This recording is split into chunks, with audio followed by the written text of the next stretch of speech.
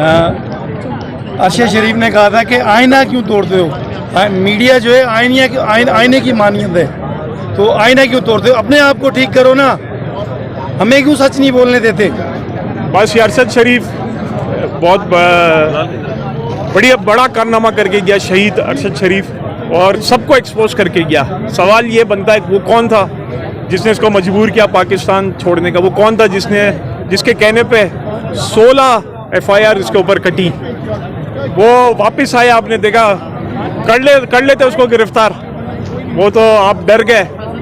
मैं समझता कहना है कि अगर वो जो है महफूज नहीं थे तो आप उसको बनी गाला में रखते, देखिए APK में वहाँ रखते। बात बनी गाला नहीं, उनके ऊपर क्या प्रेशर से कि वो दुबई गए, कुछ ना कुछ उनके ऊपर वजूहत थी जिसकी वजह से वो पाकिस्तान छोड़ना पड़ा। मजबूरी में लोग अपनी फैमिली को और अपने घर को छोड़ के जाते हैं जब बुरा वक्त आता है, और उसको पता था कि इसके साथ ये होगा।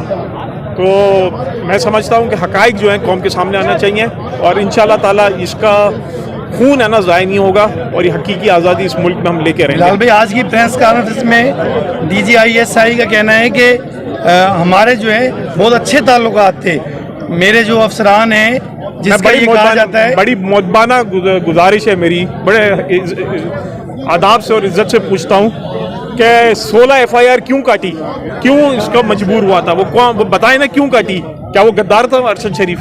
अगर वो सच बता रहा था, अगर वो बयानियाँ बता रहा था जो आम आदमी को समझ में आ रहा था, तो वो क्यों इसके ऊपर है ना FIR काटी गई? किसने मजबूर किया कि वो पाकिस्तान छोड़े? सवाल तो ये ना, इसका सवाल का जवाब मिलना चाहिए आम आदमी को। इनका कहना है कि एस्टेब्लिशमेंट अगर नहीं चाहती वो मुल्क से बाहर जा सकते थे।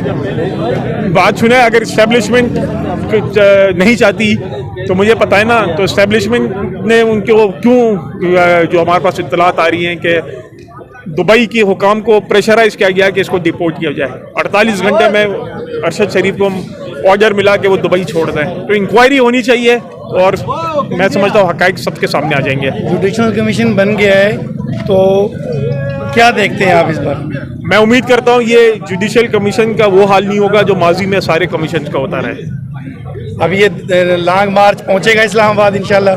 पाकिस्तान की तारीख का सबसे बड़ा लॉन्ग मार्च इंशाल्लाह ताला इस्लामाबाद पहुँचेगा।